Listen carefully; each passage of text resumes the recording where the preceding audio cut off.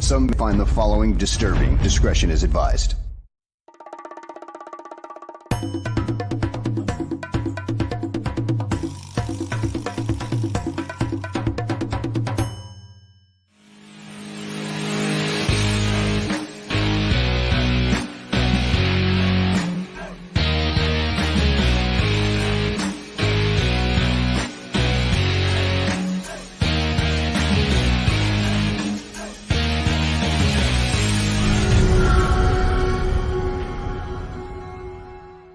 Welcome, everyone, to a fresh and highly anticipated episode of GTF, Gabriel Talks Football. My name is Aldo Gandia. Quick programming note regarding Bears coverage. Tuesday night, it will be Bear Their Souls with Dan Aguirre and myself, and Dan has officially said that this season is over. He doesn't expect another Bears victory, so we'll listen to him. But we also have a very special guest on that show, Bob Tucker, who was an NFL Films producer, cameraman, and writer. He's going to join us to talk about his new book and some of the great films he did with NFL Films. So join us tomorrow at 8 p.m. Central for some misery and NFL Films talk. Let's see what Greg Gabriel has in store for us, because he sent me a text before we went live saying, I am pissed. Let's find out what he's pissed about. Greg Gabriel, how are you, my friend? I'm good. Life in general. I hear you. Same here.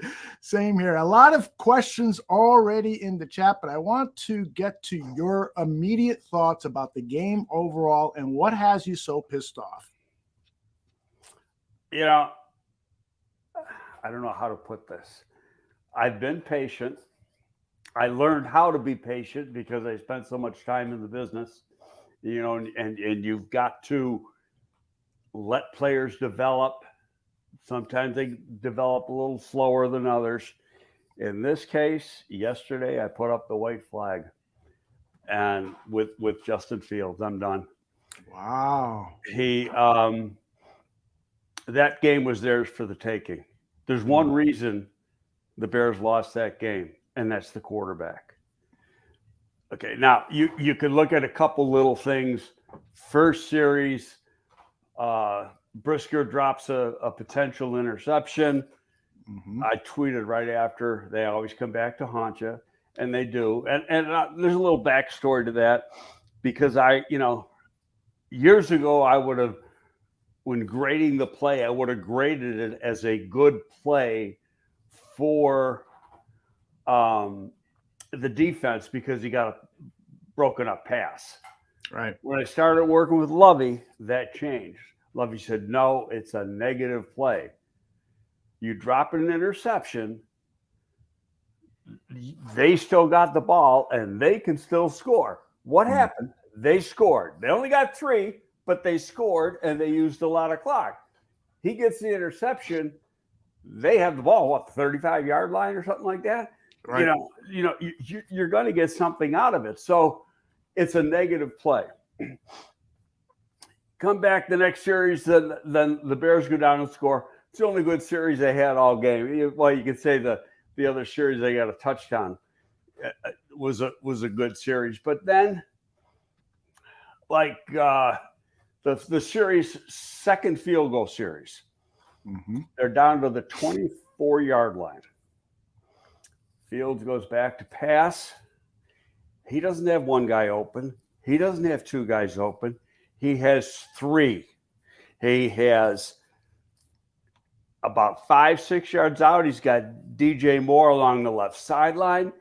He's got Scott coming across a crossing route about 18 yards deep. And he's got Roshan who came out of the backfield doing a seam route all alone, 8 yards behind the nearest defender for a touchdown. He didn't see any of them. How do you not see that? Unbelievable. It's like he's wearing blinders. I don't know what it is, because it's his 3rd year in the league, so he should know how to, know what he's looking at and make a quick decision. And then it's his 2nd year within the scheme. Right. So that part, you take that part out. You had an off season, 2 off seasons to work with the scheme. You got some new players in there that have gotten pretty much up to date in the scheme. How about, they've thrown Robert Tonyan like one pass in 2 games. This guy caught over 100 passes the last 2 years in the exact same scheme. So I just, when I saw that, and then a couple times in the second half, there was guys wide open again. And I never scream at the TV, but I was at home all alone. It was just me and my dog. My wife had taken my granddaughter to some play. And I'm screaming at the TV. My dog's getting all upset. He thinks I'm pissed off at him. He keeps coming over to me. And I go, no, it's all right, Bennett. So, but that was it. I gave up. I said, it's the second game of year 2, and we haven't seen an inch of improvement. And so I finally said, you know what? Not happening. If it's me, I'm going to Tyson Bagent next week. Next week? Next week. Wow. Wow. I mean, will they do that? No. But, Nate Peterman isn't a starting quarterback. No. Nate is a backup who can get you out of a game. Mm-hmm. Okay. Now, but Tyson Bagent, he showed stuff in the preseason like shocked me. Totally shocked me. I wasn't expecting anything. Yeah. From his Division II background. And then you look, dude, he's played more games than anybody. He's thrown more passes than anybody. He's more yards than anybody and more touchdowns than anybody. Right. I don't know who it's against. The numbers are the numbers. And then when you compare his play, and I watched all of Stroud's play. Now, I'm saying a lot when I say this. He outplayed Stroud, Young, and Richardson in the preseason. Mm-hmm. Yep. He did. That's no doubt about it. Eric asked that JT O'Sullivan brought up that Fields looks lackadaisical, slow on his dropbacks. He drops back very, very slowly. I've always been taught back to the days of Bobby Douglas and Vince Evans, quarterback in the Chicago Bears, that you take your 3, 5, or 7-step drop quickly, so that way you can set up and look downfield without having to run or anything. Fields is going back really slowly, like he's very calm, like he's taking a sedative. Have you noticed that? And is that a problem that he might be going back slower than most quarterbacks? I don't know if that's leading to the problem. And to be honest, I haven't noticed it like some of the other people have. But, I'm going to say like the sacks, bunch of sacks yesterday. Most of them were on him, not the offensive line. I agree with you. Okay, now, Wright got beat bad one time, and Braxton Jones got beat bad one time. Mm-hmm. Okay, there were bad plays on those guys' part. But the other times, if you want to call them coverage sacks, but they weren't coverage sacks. Those are quarterback not getting the damn ball out of his hand. When the receivers are open, throw the ball. I don't know what it is, if it's like he's afraid of making a mistake, or is it, I just can't see it. And people say, well, maybe it's the offense. No, you know what? If he throws the damn ball, you got plays. Mm-hmm. So why is it the offense? You can bitch a little bit about play calling. You can do that with other 31 teams in the league. Yeah. But you got to make the plays. Got to make the plays. I totally agree with you, Greg. If you've just joined us, because I know a lot of people are joining us live, Greg has announced that he's fair to say done with Justin Fields, or your confidence level in Justin Fields has hit rock bottom. I'd replace him. Okay. By the way, you're not the only one. There's a growing chorus of people who are done with Justin Fields. Alex Brown yesterday on the NBC Sports Chicago after the game show. He has to play better. If not, I mean, this is it for him. This has to be the last year for him here. And it's very sad because we really were looking forward to this year and him taking that next step. Now we are at game 2. It's just I haven't seen anything that makes me excited for, well, hell, I know it's going to happen in game 3. So let's go to game 4, and I ain't seen anything excited. That makes me excited to the point where I was prior to the season starting. It's all been downhill, and it's like, gosh, we come out and we don't look like we're ready to play against Green Bay. We go down to Tampa and a Baker Mayfield team. Hell, Baker looked like a way better quarterback. Baker Mayfield did look like a better quarterback. Yeah, but you know what Baker does? Mm-hmm. He gets the fucking ball out of his hand. Exactly. Or he runs, right? Well, he did a pretty good job avoiding sacks. I'll tell you what. Now, Ngakoue had two like sure things, and he made a miss. Yeah, he did.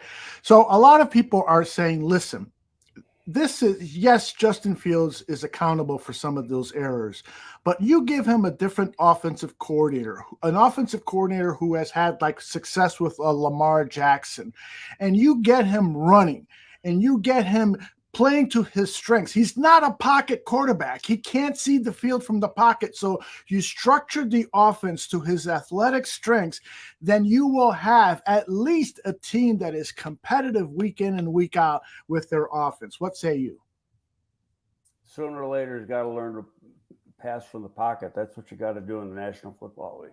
Mm-hmm. And I just came to the conclusion, and I'm not changing my mind, because it's like this. He's not a rookie, but he's playing like a rookie. Yeah. Okay, I'll go back to Bagent in the preseason. What was the first thing you noticed about him? He got the damn ball out of his hand just like that. Yeah. And it doesn't matter. Like, it doesn't matter if it was second stringers or third stringers. Technically, he was doing what a quarterback should do. Right. And so it's not that I'm jumping up and down for him. It's like, come on, this is year 3. You know you got to get rid of the ball. Mm-hmm. How and you think, how hard is it? You know, you put on the end zone view and you look at it and you see that guy's open, that guy's open. You know, I throw him the ball in my head. Why doesn't he throw the ball? Yeah, that is an area of concern. Tyler Scott coming across on that one play was open for about 15 yards of running. Yeah, for him. I mean, just coming across, nobody was on him. Mm-hmm. And that's the same play that Roshan, you know, DJ was open in the flat along the left sideline, and Roshan was open for a touchdown on a seam pass. Yeah. Jeff Willis doesn't quite agree with your opinion on this. He says he doesn't commit the holding penalties, the false starts, and not getting stops on 3rd and long. The defense, impacts quarterback play. Now, it is true that there were a lot of times on 3rd down where it was at one point it was 3rd and 24, 3rd and 10. 3rd and 8, and on because of penalties or because of whatever reason. And that certainly is going to impact quarterback play. What say you that what is happening around Justin Fields is negatively impacting his play? I don't agree with that, because it's his job to do his job. Mm-hmm. Okay, so what happens on the other side of the ball has nothing to do with his play. Now, and I'm not making excuses for the defense. I thought the defense played a little better, especially in the second half. Mm-hmm. They played pretty deep. It was because the defense held them in the second half. They were able to get back in the game. Hell, they had a chance to go down and win the game on that drive, and he throws a pick 6 on a stupid screen pass. Mm-hmm. But think about this in the secondary. In the whole first half, you were out 3 starters. Yes. In the secondary, both safeties and your nickel guy who's on injured reserve. Mm-hmm. That's going to screw up anybody's defensive backfield. Indeed. Yesterday, Justin's numbers were 16 out of 21 for 211 yards, 1 touchdown, 2 interceptions. The week before, he was 24 and 37 for 5 yards more, 216, a touchdown and an interception. And in both games, he was sacked over, 4 times in game 1 and 6 times yesterday. It is quite the problem for the Chicago Bears. But I'm going to say 4 out of those 6 were on him. And I agree with you, Greg. Yesterday on our After the Game show, Danny Shimon said it was 2. And I said, well, I don't know what you're looking at. 4 times this guy should have gotten rid of the ball, and the sacks are on him. Yes, the offensive line is not one of the premier offensive lines in football, but the quarterback has to help them just like they have to help him. Turn it around. How many times did Baker Mayfield have pressure on him and get the damn ball out of his hand to make a play and end up having a positive play, be it 3 yards, 5 yards, or whatever? I'll show you. Pressure versus Mayfield. Yannick Ngakoue and Andrew Billings each had 3. This according to Courtney Cronin of ESPN. 2 for DeMarcus Walker. Each Rasheem Green, Justin Jones, Strowman, Dominique Robinson. They each had 2. That's like 16 pressures. Exactly. Next Gen Stats, though, to Mayfield's credit, says Mayfield was 14 out of 17 for 223 yards and a touchdown when he was under pressure. So why can't Justin Fields perform at a similar level is my question. Even if he performs at half the level. Thank you. And that, I'm going to say it again. That game was for the taking. All he had to do was be competent. And he couldn't do it. That's right. Well, and it was good to see DJ Moore get more involved, and he got involved early. 6 catches, only 7 targets, though. If you double those targets to, 14, 12, 10, he could have had an even much better day, but it seems like he's ignored sometimes, even though he's open. So he was 6 for 7 on receptions and targets, 104 yards, 0 touchdowns. This wide receiver core is loaded with weapons. Darnell Mooney, I don't think he saw a target all day. He didn't get a target. Yes, I was thinking the same thing. What the hell happened to him? Yep. And I'm not putting it on Mooney. I'm not saying these guys don't get open, because when you watch the tape, they're open. Yeah, exactly.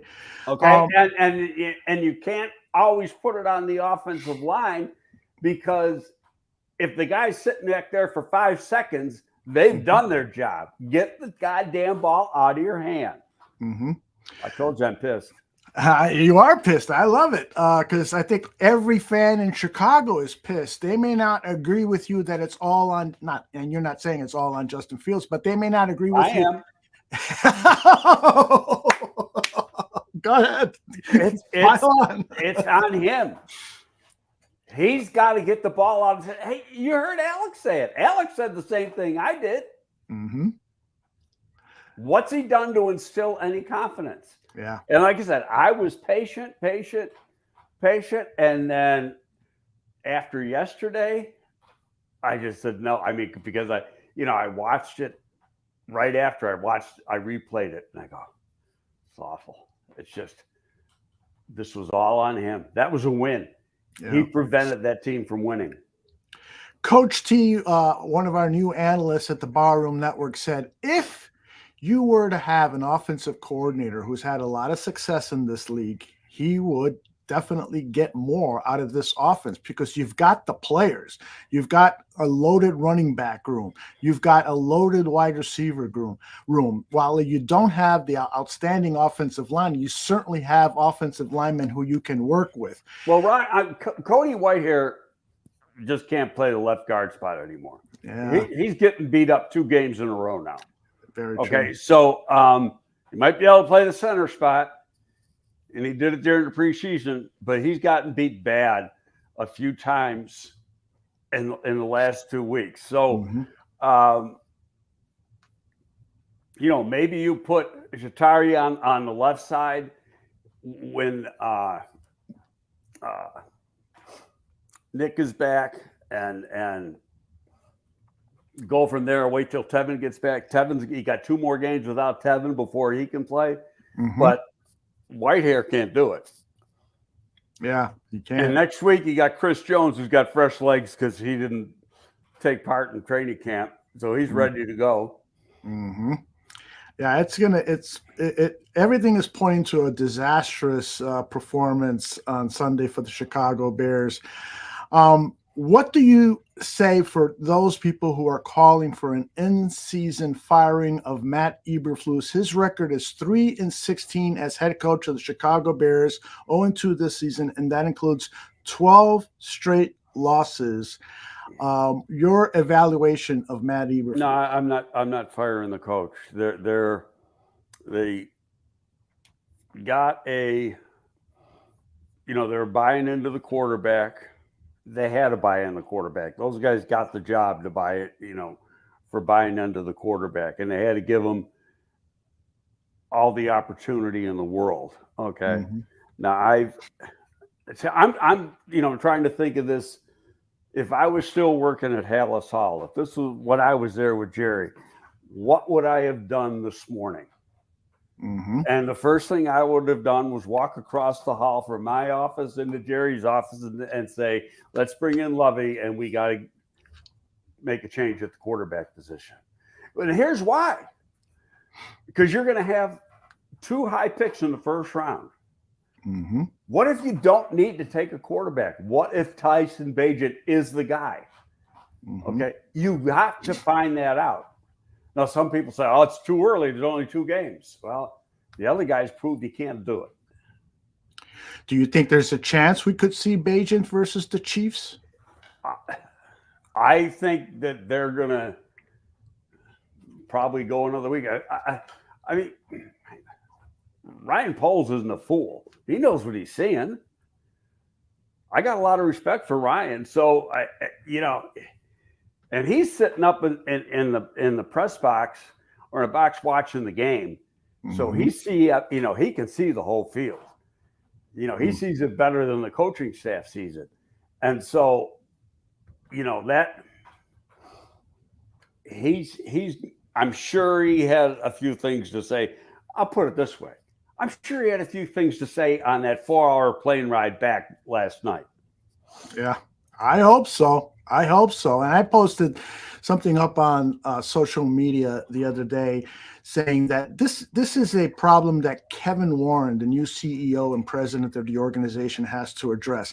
And at the very least, he needs to call a meeting with Ryan Poles, the offensive coordinator and defensive coordinator, and the head coach, and start a dialogue. What is going on? What is wrong? How do we fix it? And maybe the conversation steers towards Justin Fields is the biggest problem because he can't execute this offense that we're doing, and we're afraid to have. And what is also happening, Greg, and I'm sure you can talk about this at length, is that defenses are now boxing Justin in. He talked about it after the game. He can't get outside to run on these RPOs, where it was such a huge strength for the Bears offense for that 6-game period last season. He can't run anymore. And so because defenses have figured out how to bottle him in. So this has to be Kevin Warren has to step in and get answers from this group so that way he can make a better decision to see if these guys are real problem solvers or he needs a new coaching staff next season. I don't know if I totally agree with that, only because now since Kevin took over, some of the structure could have changed. I mean, my experiences with Ted, but Kevin's not involved in football operations. Kevin's involved. He's president of the whole team, but his job is mainly the business end of the team and getting the stadium built, obviously, where Ryan Poles is head of football operations. Mm-hmm. So, but can you have that meeting? Yeah, you can have that meeting. But it's going to get down to, you got to have a serious discussion between Poles and Flus, and maybe Poles, Flus, and Kevin. And then, go from there. But to me, like I said, after yesterday, it's time to make a change. He's just proven too much. We were expecting, I was looking for the Josh Allen type jump in year 3. Yes. Or Jalen Hurts jump in year 3. Mm-hmm. And there isn't even an inch of a jump. He's going backwards. Yeah. And so he couldn't get the ball out of his hand as a rookie. He couldn't get the ball out of his hand last year. And he sure as hell isn't getting the ball out of his hand this year. And I'll say this about you: people can piss and moan about the offense, but if he makes the plays, are they pissing and moaning about the offense? Mm-hmm. Do you follow what I'm saying there? So it's a little bit, and I think, and I may be wrong on this one. I admit, I'm throwing a dart at the wall on this one. But internally, do they know that that's a problem? And there's things that they just won't call because they know he's not going to execute it?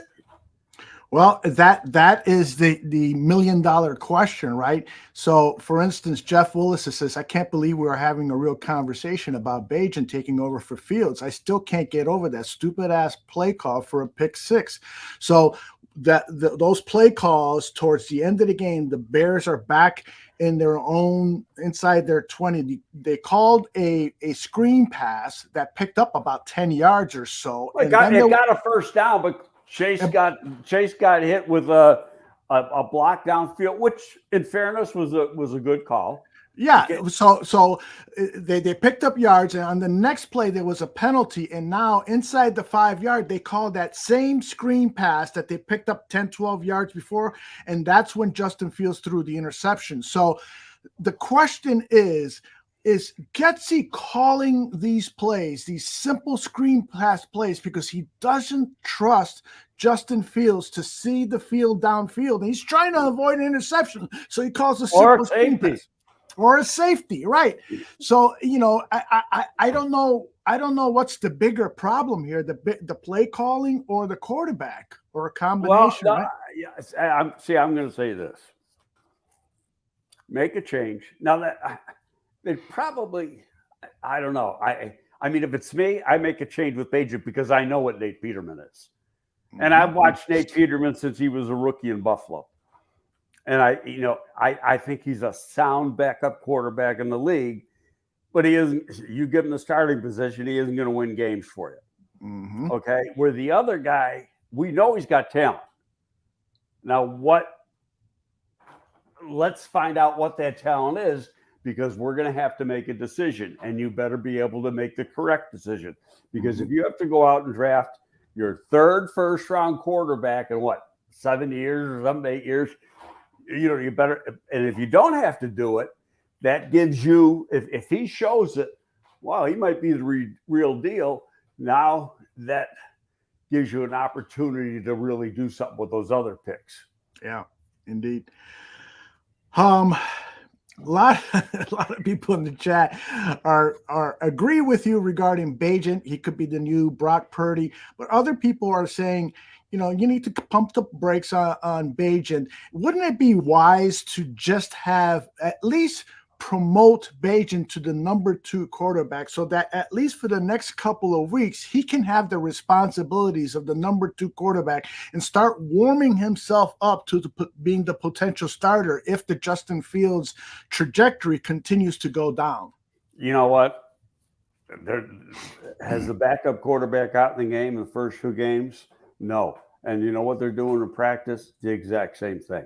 Mm-hmm. Even the third stringer is doing what? They're doing the same thing. They're getting a couple reps. They're getting a lot of mental reps. Well, actually, Bagent's getting more reps because he's going to be the scout quarterback as a designated number 3. So, and sometimes, like Tampa Bay, their offense is going to be a little different. But if you're playing like a Green Bay or you're playing a Miami or something like that, you're pretty much playing the same offense as the Bears offense. They're all derivatives of one another. They got very similar terminology. So it's actually more beneficial for the third quarterback getting reps in practice than the number 2, because the third is your scout team quarterback. Okay. Jeff is still bewildered by that play call, and he says, Greg, do you honestly think that Brady or Manning would have been on board with that screen pass call? Please give me your take. That screen was almost like a center screen. I didn't like that. Mm-hmm.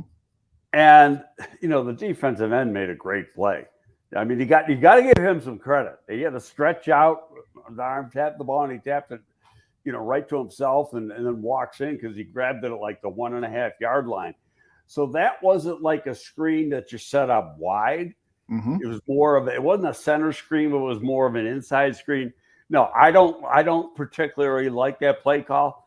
And especially, it was almost like you knew it was coming because they just had success with the screen 2 plays before. Mm-hmm. you know, and then Chase got hit with the penalty. I think just, you know, I've come to the realization, and yeah, I could be wrong, but come to the realization that they're reluctant to make some plays, make some play calls. Yeah. Because of the limitations that Justin has. Mm-hmm. I tell you, it was hard for me to like admit this, because I kept going, because I kept saying, you know, he's got the football character. He's not a dumb guy. Mm-hmm. But so he's missing, he's just not reading quick. He's not instinctive. Mm-hmm. And those are innate. Yeah. You either got it or you don't. Well, and that's, you know, that's the one of, in all of my years of experience in, you know, dealing with management and sports teams and so forth, when you notice that there's a mistake in terms of player personnel or worker, you know, in your organization, you've got to address it as quickly as possible. You've got to be big enough to say, all right, we made a mistake in promoting this person or hiring this person or announcing that he's the number one quarterback or drafting this quarterback. And you've got to correct that mistake as quickly as possible. You are at that point with Justin Fields. Let's move on from Justin Fields. Let's take a look at Tyson Bagent. All right. Interesting. That's what I do. I'm not over there making the decision, but I've seen enough. Mm-hmm. And we're 0-2. You got a tough game this week on the road. Let's find out what kind of balls this guy's got. Interesting. All right. Well, another problem in yesterday's game, according to many fans, was the lack of running plays called. Here are the stats for the running backs. Khalil Herbert had 7 rushes, 7 carries for 35 yards. Rashawn Johnson, 4 carries for 32 yards. Most of those were on one play. Total team yards, rushing attempts, 16 carries, 67 yards. 4 of those were attributed to Justin Fields, who got just 3 yards, and one of them to Velus Jones on an end around that he got minus 1 yard. What's going on with this running game? We can't blame this on Justin Fields, can we? No, but I knew going into that game they weren't going to run the ball. The interior defensive line of Tampa Bay is as good as there is in football. Mm-hmm. You aren't moving those guys off the line of scrimmage. That run game is going to be tough. In fact, as soon as I saw that Donta Foreman was not active for the game, mm-hmm. right away I said, they're passing this game. It's not a run game. And they looked at it and say, what can we do? We got to throw the ball. But the guy who's supposed to throw the ball wouldn't throw the damn ball. Mm-hmm. Yeah, that's right. So, I mean, to me, it all comes together like that. The game plan was to try to throw the ball. Mm. So back to the quarterback situation. What is Justin Fields' trade value at this point? We know the New York Jets might be interested in a quarterback if they don't got anything to give me for him. They gave it up for Rodgers. A couple of ham sandwiches, maybe. I'm there for New York. They might give you a pastrami. There you go. Well, I mean, they might have, that defense is loaded. They might have a piece on that defense that could be beneficial, and then a future draft pick in 2025 or something like that. But another team perhaps that might be looking for a quarterback. What is Justin Fields' trade value right now? What's your guess on that? Not high. 3rd round, 4th round? I wouldn't get, if I'm looking at the tape, I'm going, mm-hmm. why am I giving up anything? Mm-hmm. Yeah. Well, there could be an offensive coordinator. I'm just going to say that. You could say, guy, I can fix him. But you know what happens when you get a coach that says, I can fix him? Mm-hmm. He never fixes them. Never. I've never seen anything. Well, maybe there might be an example, but I know I've done a reversal. The things he has are not physical. Mm-hmm. Okay, it's innate, and so the physical traits are rare. Mm-hmm. Okay, the his athleticism. He's probably the most athletic quarterback in the game. He's got a real strong arm. You give him time, and guys, 7-on-7, he's probably great most of the time. Mm-hmm. It's, his anticipation and his instincts just aren't there. And so, I've seen it for 3 years now. I'm repeating myself. I apologize. It's all right. But then when I kept watching, there were so many times when, even if he just does the dump off to DJ to the left side, you pick up 6. Mm-hmm. Or maybe he busts a tackle or gets a little, and you get 12. You're still moving the chains. You got a positive play instead of taking a 4-yard loss. Yeah, there are decisions made by the quarterback that are bewildering. There is no doubt about it. Jay Sanders disagrees with your take on Bagent.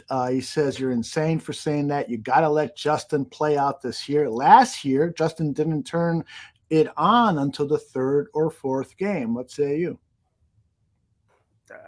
If he wants to think I'm insane, that's fine. There's this insane asylum on Forest Avenue in Buffalo. I'll go check myself in. At the corner of Forest Avenue and Elmwood. I parked my car near there when I went to the Elmwood Avenue strip.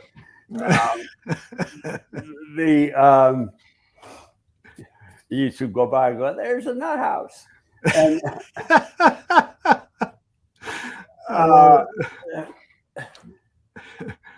like I said, I'm done. There's nothing anybody can say. Why is he going to wait another week? Mm-hmm. Why? So you can see the same thing? Yeah. Well, I think, in order to be totally convinced that Justin Fields is not your game, you got to give him more than 2 weeks. And I agree. Gave them all last year. Yeah, but now you've finally given him weapons. The offensive line, Tevin Jenkins will be back soon. You gotta, nurture him.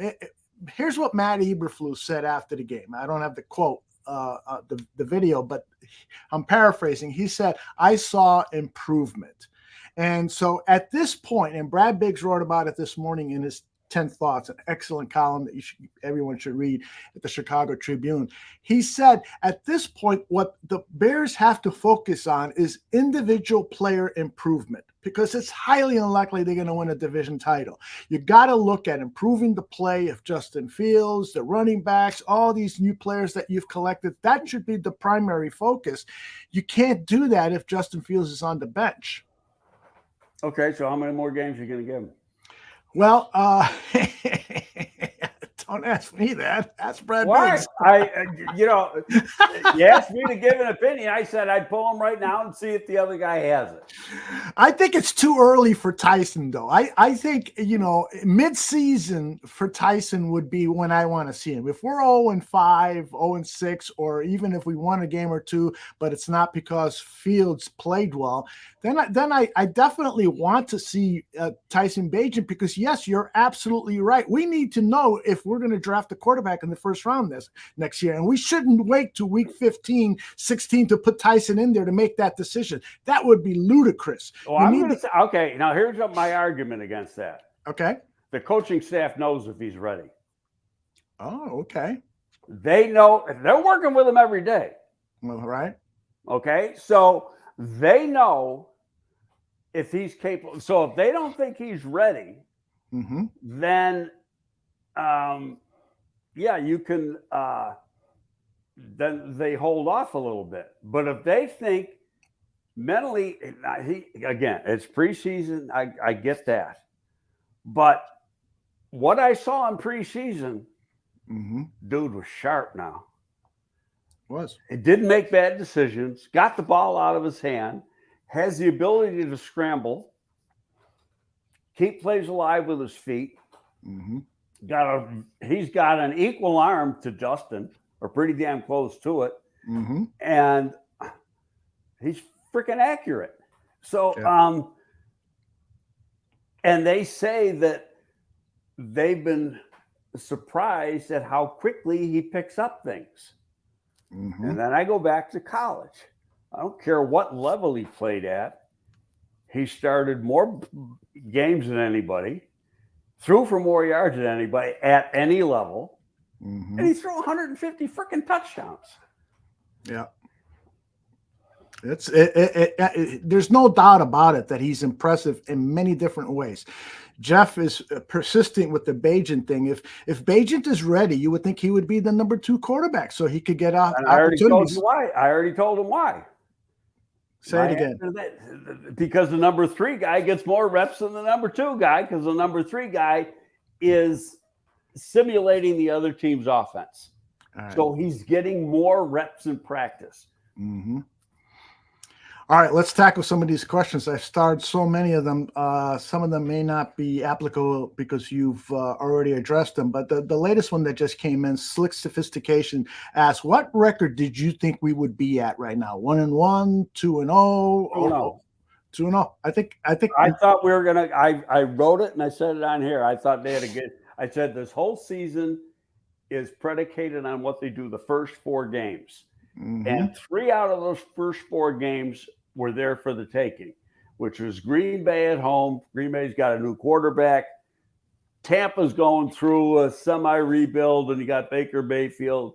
And I'll stand here today, if it's not for Justin Fields, they win that game yesterday. Mm-hmm. And then you lose to Kansas City, and then you got Denver, who's going through a rebuild, and they blew a big lead yesterday. So, and it's a road game. They were at home and they blew that lead yesterday. Mm-hmm. So they come here and they're on the road. I thought, okay, 3-1. And if you get the 3-1, now a lot of things can happen because you get momentum, you got to feel good and all that. But you know what? Now I think they're going to be 0-4. It's looking that way. Andrew Littlefield says, can you please give us an honest take on Poles' draft picks so far? Personally, I don't see any impact players, which is concerning since we're in the middle of a total rebuild. The only thing that bothered me about trading the number 1 overall pick is that you lose the opportunity to get, the best college football player. But I understand the need for the trade because the team was so devoid of talent that you needed to add extra picks, and you picked up one of the best wide receivers in football. Well, number 1, I'll say, what did I say a little while ago? Tyson Bagent outplayed those quarterbacks that all went in the top 4 picks. Mm-hmm. Okay, so I did not think this was a great quarterback draft. Mm-hmm. Okay, so they got a guy that, in my opinion, with that 10th pick, is a future Pro Bowl right tackle. He's pretty freaking good. Mm-hmm. And he's a nasty guy. I think Pickens and Gervon Dexter are going to be damn good interior defensive linemen. To tell you the truth, his 2 drafts have been pretty darn good. Okay, what some fans want is a splash guy. Right. Where he's drafted meat and potatoes. Mm-hmm. Well, when I was in New York and we built good football teams, our high picks were meat and potatoes. That's how you got to build up your line. You got to have a quarterback, an offensive line, and a defensive line. I agree. Then you get the other stuff. Okay, you win the battle of the trenches on both sides of the ball. You got a chance in every game. Mm-hmm. And then get a quarterback. Get a competent quarterback. That would be nice. Let's see. Eric wants to know, what do you think of Tyree Carter, how he looked in his first game? He was in at the right guard position because Nate Davis apparently was out because of a personal reason. It's been reported that he's got a sick family member, which is why he didn't play. Family member that died. Died. Oh, wow. That's even worse. Our condolences to Nate Davis. The whole thing was over that. The whole preseason. Yeah. And you go back and some stuff starts to come together. And people were bitching to me on X, well, the Bears should have been more forthright in telling. I said, no, they shouldn't. It's nobody's goddamn business. Exactly. That's, unless the player specifically says put it out. Right. It's nobody's damn business what personal problem a player has. Right. It's in-house. I mean, would you want, if you had something going on at your house, would you want me blabbing about it? Of course not. Of course not. Yeah. So he had a close family member. Nope, they haven't said it, whether it's a mother, a father, a child, a brother, who is gravely ill. Right. And that person died Saturday. Mm-hmm. And Saturday morning. So, and that was, you go back to that video, Wednesday of opening week. And remember, he didn't practice. Mm-hmm. And there's a video of him he's at practice, but he didn't practice. And there's a video of him talking to Flus right there in practice. I remember. And then Flus gives him a hug. Yes. Okay. Yes. Does it all come together? Yes. And people are taking and people are saying, they never should have signed him, never should have did that. There's a lot of shit you don't know. Yeah. And you don't need to know because it's none of your business. Right. I totally agree with you. The burden is on us, the fans, to withhold rushing to judgment, to withhold snap tweets and so forth, to blame people when we don't know the extent of stuff.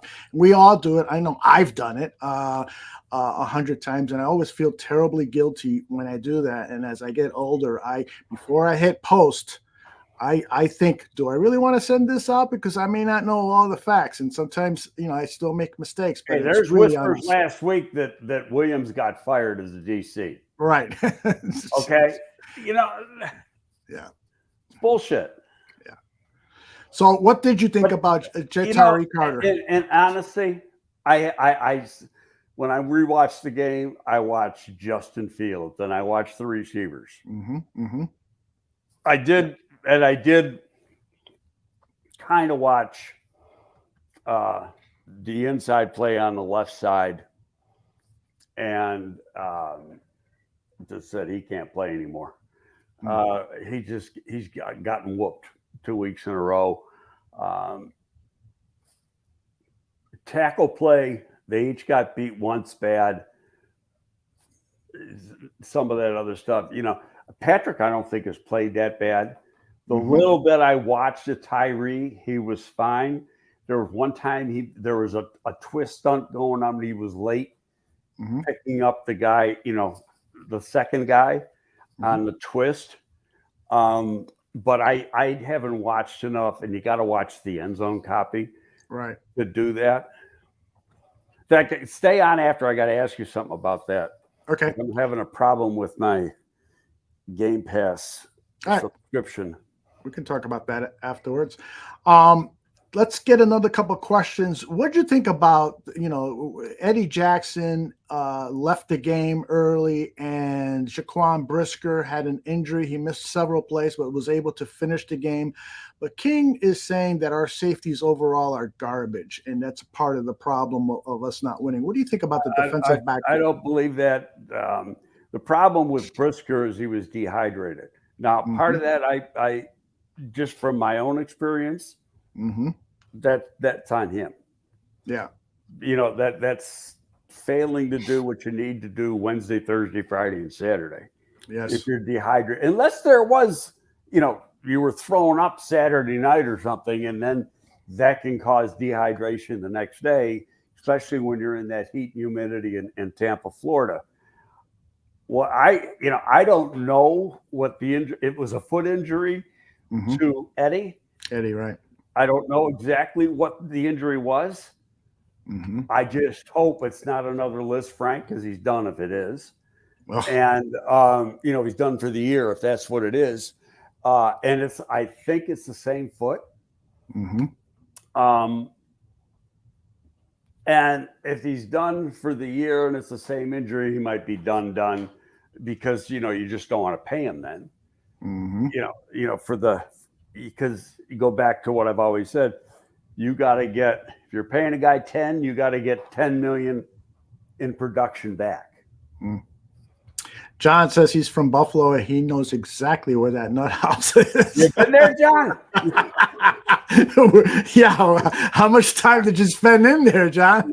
It's right next to the Buffalo State campus. We're getting. I used to be a bouncer at Mr. Goodbar. Oh, really? Which is at the corner. Well, it's 30 yards from the corner of Elmwood Avenue and Forest, and so the nut house is right around the corner. It's called the State Hospital. A good movie, by the way, Looking for Mr. Goodbar with Richard Gere and Diane Keaton from the early 1980s.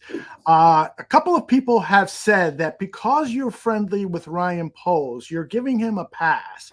He says, let's throw that guy that the GM didn't draft under the bus. Mr. Gabriel is giving his buddy Ryan What's Poles the guy that he didn't draft? I don't know what he means He by wants that. He wants that nutcase Jalen Carter? Yeah. I wouldn't draft Jalen Carter. Even if ready to explode.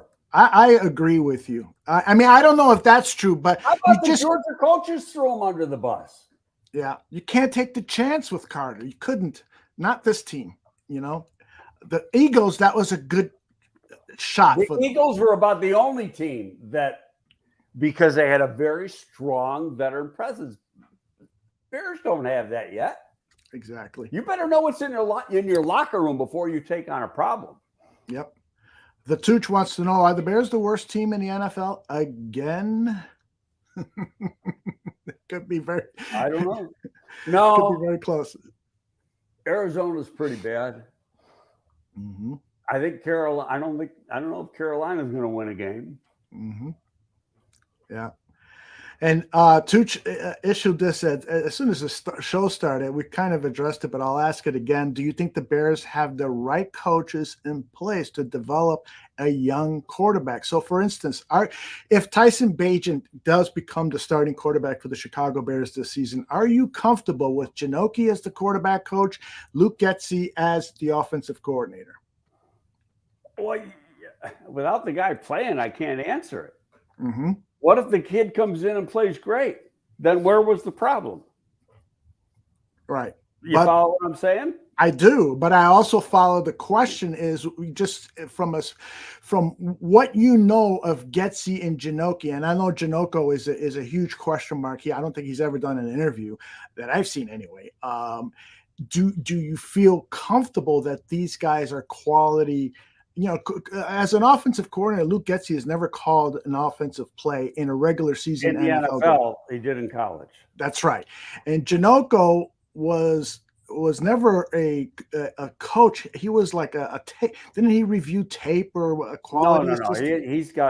Janoko's got experience. Okay. All right. Okay, but and that I think part of it. Could it be it's the wrong guy? Yes. Is it the wrong guy? I don't know, because the guy who's supposed to be making the plays can't make a play. Mm-hmm. And I'm going back to, you make the plays that you're supposed to make. You make the plays that were there. Yep. We aren't talking about it. Yeah. We're not having the discussion. And so you always come up with, you got to fire the coach. You got to do this. You got to do that. Well, that's part of the problem with this damn town. They want to fire everybody all the time. Okay. When it comes to things, and I don't care what sport it is, they want to fire everybody, so you can't do that. But sometimes there's too much emphasis put on the coach and not enough emphasis put on the player. And who plays the frickin' game? The player. I can lead the horse to water. I can't make him drink. Right. But there's three aspects of this, right? There's player evaluation and scouting. So those people responsible for that have to bring in the right players. And then you've got but did they bring in this particular player? Nope. No, that is correct regarding Justin Fields, right? And then the second aspect is you got to develop the players on the squad. So when you get down to those two aspects, Ryan Poles is the buck stops with him. He had to maybe look for a different quarterback, maybe an earlier round quarterback, or trade for a veteran quarterback who could have competed for Justin Fields. I know, like Mike North has been upset that in camp there's never been anybody competing with Justin Fields for the number one job. He at least thinks. I think that and I'm not 100% sure of this, but I'm 98% sure. Anybody who was interviewed for that job, both positions, GM and head coach, Yes, had to have a plan in place to develop Justin Fields. That was the prerequisite. Okay, so that was the given. He was the talent. So now you've had one season and 2 games, but you've had two and you've had 2 off seasons, and you haven't seen one iota of improvement. In fact, if anything, he's going backwards. I agree 100% with what you're saying. And that's for me as a Chicago Bears fan. And I got Justin Fields memorabilia here that I've purchased. I want him to succeed, but I cannot sit here and endorse his play. I know there's problems around him, but I still see that a lot of the issues stem from Justin Fields' play. And that's that. Let's tackle a few more questions before we get out of here. Let's see. What do you think about, fans are so frustrated, and as you just said, they want to fire everybody, but Island Mon, the Bears fans go to home games, buy merchandise no matter what happens, hence winning doesn't matter to the McCaskies. What say you to that? That's having worked in that building and know all these people and know them pretty well, that is so far from the truth. That's neighborhood gossip. You know what? And when your team's not, go to any city, there's 31 other cities you can go to, and they're going to say the same thing. Yeah. Cincinnati's got a good team right now. Well, this year they don't, but they did the last couple of years. And, before that, the Browns just want to make money, and Mike Brown just wants to make money. They don't care if they win or they lose. It's nonsense.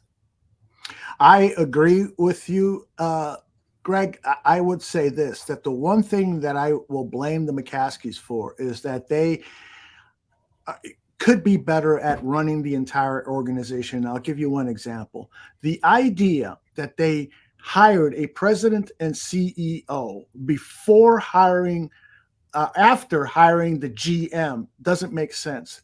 Things have to be in order. They knew Ted Phillips was going to retire eventually, so they should have moved up his retirement and put him on a retainer and give him the salary so he wouldn't. So that way the new president and CEO could be a part of that search committee and have a say, so that way there's cohesion, as opposed to doing what the Bears have done for decades. I don't know if I agree with that, only because it's the president, CEO, he's not a football guy. But he does have responsibility over the GM. He's the guy that can fire the GM today. Well, George can fire the GM today. Yeah, but don't you think that he's now given that responsibility to Kevin Warren? Yeah, I'm not avoiding the question. You got to see what's in the contract. No, I get you. And we don't even know what the contract lengths are for the coach. Then I'll go back to the other thing, and it's none of our business either. Yeah, I don't know about that. No, it's not. It's not. But hey, Ted Phillips is the one who hired Jerry, or fired Jerry. Right. Jerry Angelo. Jerry Angelo is the one who fired Dick Geron. Good move. Sorry, I just felt it was. He's a nice man, but he did have success. Geron made the playoffs with, what team was he coaching when he made the playoffs? That was our first year. Okay. 2001. That's And, right. you That's know, right. we were told when we came in, you can make a change after we didn't get the job till June. Mm-hmm. Okay. So it's too late to make a change. They're already gone through part of the off-season program. And, you know, it was the middle of June when we got the job. And we were told, you know, you got to live with this coach this season, and then you can make a change. So that was the anticipation we had. And we are, especially through the first half of the season, we're scouting coaches from all over, you know, and making calls, trying to find out about people. It wasn't just Jerry. You know, I was involved in that. Bobby DePaul was involved in that. We're trying to find out as much as we can about, you know, certain people. But then they started winning, and Jerry had to keep them. Wow. Even though he knew it was a mistake. Yeah. Yes. But he made the playoffs, and he went like 12-4 or 13-3 or something like that. Yeah, you can't fire him then. Yeah, you can't fire him. The next 2 years were a disaster. Yeah. Interesting problem to have, right? The same thing happened. 2003. We start off. We go out to San Francisco, get shellacked. Mm-hmm. I mean, buried. I didn't go to that game. I'm on the road, and you know because it was a West Coast game, so it was played late. You know, the 3:30, 3:15 kickoff or whatever. Mm-hmm. They don't get back until 2, 3 in the morning. Jerry just came right to the office. He just because what happens, you know, the bus comes from the airport. They drop you off at Hallis Hall. Sure. And you do all the security is not done at the airport. It's done at Hallis Hall. You get on the bus, and then the plane.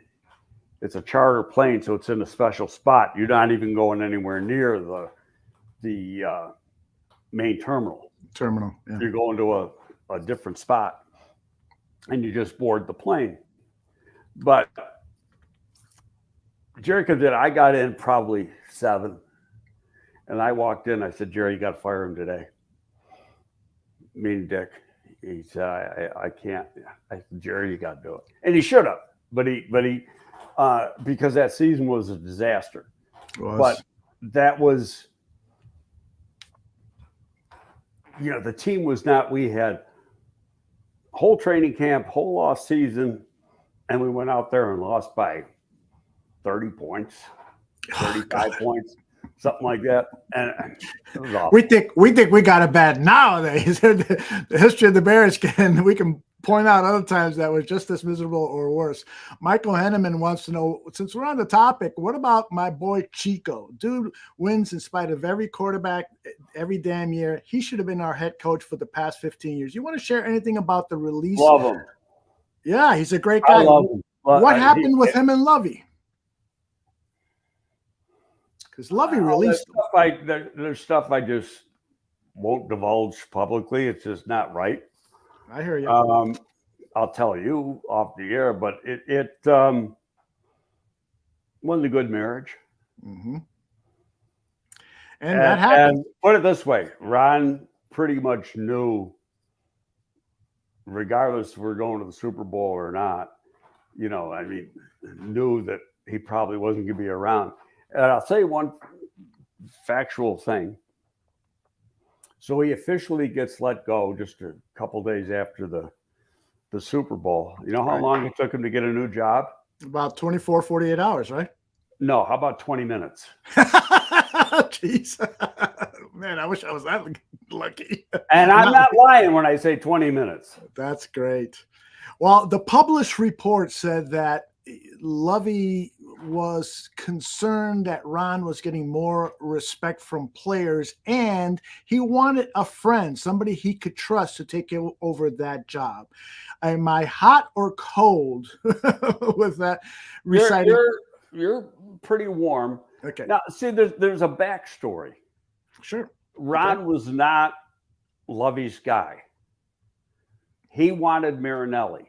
Mm-hmm. Which would have been a great hire. Absolutely. Tampa Bay at that time, they've changed the rules since then. At that time, a coordinator didn't hold any special privilege over a regular position coach.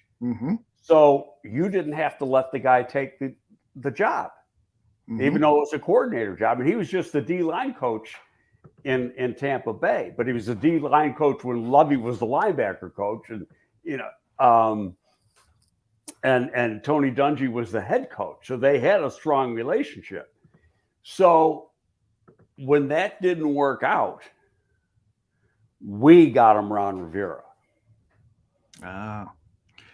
Interesting to go back there and learn about the machinations that go on behind the scenes. Let's get back to the present. James wants to know, do you think that Tremaine Edmonds, the star linebacker, big free agent acquisition, is earning his money after 2 games? It's Tremaine Edmonds is playing good, but he can't do it by himself.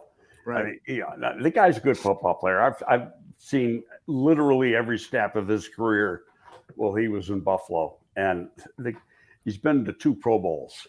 Yeah. Guy's a pretty darn good player. And I think he's going to get much better as the season goes on. Familiarity with the players. I bet you he's still not 100%, given, that he had the preseason, an injury throughout the preseason. Tremaine Edmonds is not the problem with this Bears defense. That is not at all the case. The problem yesterday with the defense was the secondary. When you had 3 for most of the first half, basically 3 starters out. Yeah. And Tim wants to know, when your defense is predicated on forcing turnovers and you're not converting opportunities for those turnovers, when is it time to make changes to the staff or scheme? And I'll add to that Danny Shimon just dislikes this cover 2 scheme. He says it's been around so long. A lot of offensive coordinators know how to attack, and he understands there's wrinkles to it, but he thinks that the cover 2 is a dinosaur. Well, I guess I've been around the scheme so long, and a lot of people run variations of it. It's a sound scheme. Okay. But I'll go back, and the very first, it was like the 3rd play of the game, 4th play of the game, Brisker drops an interception. Now, it was an easy interception. It was right here. So things change off of that play. You can't have opportunities like that and fumble them. Yep. So it's predicate. You want to, force turnovers. They haven't been getting a lot, but they had that opportunity, and he didn't convert it. And like I said earlier, if he converts it, they got the ball first 2 minutes of the game in Tampa Bay's territory. Right. And Brisker said that he apologized to his teammates. He should have had that ball, so he felt terrible about it. And then he got, then the dehydration sets in. Yep. Eddie loses his foot. Now, they went back there with a safety who's been here for 2 weeks, and a guy who was on the practice squad most of last year, playing on the deep end. And then you had a backup that you just brought up from the practice squad because your backup nickel had a pulled hamstring. So in essence, you had your 3rd string nickel playing. Well, hell, you got that in your secondary. You're going to get beat in the secondary. Yeah. They got to play perfect. Just Curious wants to know, do you think that Ryan Poles is listening too much to his head coach in regard to what he wants instead of Poles dictating, what the players should be on the team? It's an interesting question. You hired a head coach, so it's a partnership, right? Yeah, it's a partnership. Excuse me. There's a couple key things that you listen to the interviews during the week, and one thing slipped out, and one was Getsy's interview. In fact, you sent me a text about it. Yes. Okay. Ryan Poles has control of the 53-man roster. Most general managers, the high majority of general managers in the league have control of the 53-man roster. Bill Belichick has control. There's a couple coaches that have control. Nick Saban did not become head coach of the Chicago Bears over that issue when we hired Lovey, because Nick wanted control of the 53 and Jerry wasn't about to give it up. I mean, that's a GM's, that's the perk. That's why you want that GM job. You create the roster. Makes sense. Okay, now, same time, you cannot force a player down the coach's throat. Player's going to fail. Right. Okay, if you try to do that. But generally speaking, the GM picks the squad. Coaches obviously have a say in the matter. If you didn't listen to them, you're an idiot. But the final say, just like the final say in the draft, is the coaches. Now, generally speaking, the coaches, or rather the GMs. Okay, good. Right. Generally speaking, while the GM picks the roster, the coach determines who plays. Okay, now a lot of that's contractual. So, and you sent me the text during the week because Getsy said, well, Flus and polls decide who's active and who isn't active. Right. And I'm sure there is a discussion. What I don't know, because I don't know what's in their contracts, is who actually has the final say on that. Right. Let me play that soundbite from Luke Getsy. This is Herb Howard asked him the question about, why Equanimous St. Brown, a good blocking wide receiver, why he did not was active for week 1. And this is what Luke Getsy said.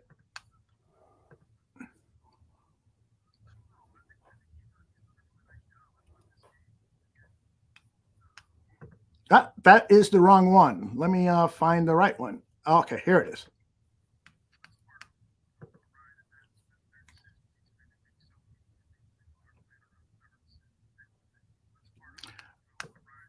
Okay, so you can't hear it. At least I couldn't hear it. Oh, I'm sorry. So here's the thing. He says Ryan and Matt make the decisions, and we build our game plans around the decisions they make about who's active and inactive. And so I beg to ask this question: doesn't that seem weird that the general manager is a part of the decision making, and you got to make your offensive game plan or defensive game plan or special teams game plan around who the GM is making a decision should be active? Well, that's a tricky question, because like I say, there's some guys that something's going to happen to them during the week. That too, right? Okay. So, and you don't know what that is. Perfect example, Nate Davis. You went through the week thinking Nate Davis was going to start. So Saturday morning, he has a death in the family. All of a sudden, he's not going to the game. Right. Okay, so you got to make a change. But is putting Carter in there versus Nate Davis, is that going to change your game plan? No, not in the slightest. Right. When you look at EQ now, EQ didn't dress yesterday either. Right. So I think the problem is they aren't getting out of Valus what they wanted to get out of Valus, and that's a real good returner. Now they had him back returning kickoff yesterday, but he didn't get an opportunity. Right. But they don't trust him on punts right now. So you got an extra receiver on the team to return punts, and that guy happened to be the leading punt returner in the league last year. So it's good, but he's a guy's a good returner. But right now, until he gets into the flow of the offense, and he might not for the whole year, except for a play here, a play there, is he's taken up a roster spot and he's taken up EQ's spot. So they want Tyler Scott to play, and they're actually playing him in that position because he's the more explosive guy. Right. All right, let's finish this up with one or two more questions. These questions just came in. I'll go with PZ first. Greg, do you think these players have gotten used to losing so they don't know how to win? Currently on an 11-game or 12-game losing streak. It's a pertinent question because we've seen it with so many organizations. What do you think? You can't learn how to win unless you win. Yeah, it's a very simple approach. It ain't easy. And I was watching golf late yesterday, and personally, I like Justin Thomas. There's a lot of fans that are pissed off that he's on the Ryder Cup team. Yeah, doesn't bother me, because I look at like the whole career, not just one particular season. Sure, but he's lost some confidence in his game. So Saturday, he's 2 strokes back going into the final round. And 2 strokes is nothing going into the final round in golf, but he ends up losing some strokes instead of picking up steam. And right away, I started thinking the pressure, he hasn't won now in so long, and he's been in a slump for so long. It's taken him, he's lost that winning ability. You follow what I'm saying? So absolutely. And carry it over to football. These guys haven't won it so long, they don't know how to do it. Yeah. And so, and you gotta, once you get it and you start doing it a lot, then it becomes ingrained in you and you expect it. Yep. And unfortunately, the Bears appear to be far away from having that kind of ingrained attitude. All right, final question, and then we'll pull the plug on this one. I'll stick around so we can talk, Greg. James asked the question, do we need another safety? Do you know of any good safeties, either on other teams' practice squads or someone out there on the street? Well, if they're on the street. We got the guy on the practice squad, JT Thomas. Is that his name? Is it JT? Yeah, I'll double check. Go ahead. He had a pretty good preseason. In fact, I thought he was going to make the team. Second-year guy was on the practice. He got injured a little bit in camp a year ago and ended up on the practice squad. Big 6'2" kid, and he's physical. Or you got the other kid they drafted from Stanford. So there's 2 safeties on the practice squad. Are there any vets out there? I'd have to go out. I'd have to look. AJ Thomas. AJ Thomas. Yeah. What did I say? DJ Thomas? DJ, yeah. Okay, well, I was close. You get points for that. Yeah, I think that I bet you right now that the team is inviting potential defensive backs to come in and practice for the team. They've got to take a look. Tuesday's usually workout day. Okay. Because it's a player's day off. Yeah. And what happens, you bring in some guys, they fly in tonight or they fly in tomorrow morning.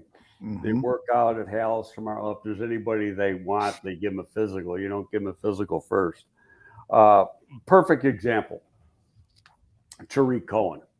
And there was some stuff out last week, put out early one by his wife, that Tariq had signed with Carolina. So Scott Fitter, the GM, is a real good friend of mine, GM of Carolina. We worked together in New York. So I sent Scott a text. I could read it for you direct. I said, a lot of rumors out there that you signed Cohen. Is there any truth to it? And he said he had a great workout. And we hope to sign him, but we're not going to sign him until he passes the medical, and he doesn't take the medical till tomorrow. There's obviously some issues. So all of that was false. It was all pending. Excuse me. Yeah. It was all pending the medical. Sure. And so that's what happens. You get guy, you bring the guy in for the workout. If he works out good, then you send him over to the doctors. Absolutely. All right. Before we get out of here, this is a great question. I got to ask it to you as our final question here. It's from How many J2K. final questions do we have? I know. I always have like 10, right? J2K says, is Pep Hamilton an option next year? And I'll add As to what? that as let's say head coach or offensive coordinator. And I'll add to that Pep question. was an option for the offensive coordinator here last year. Right. But here's what happened. And Pep had a great interview. Mm-hmm. And if I haven't told the story, I'll tell it. Pep knew he was going to interview for the job. So he called me. He goes, hey, I've been busy. I know the Houston personnel. That's where I've been working all year. Right. Or the last 2 years. He goes, do you know the personnel? I said, like a book. Mm-hmm. He goes, can you write them up for me?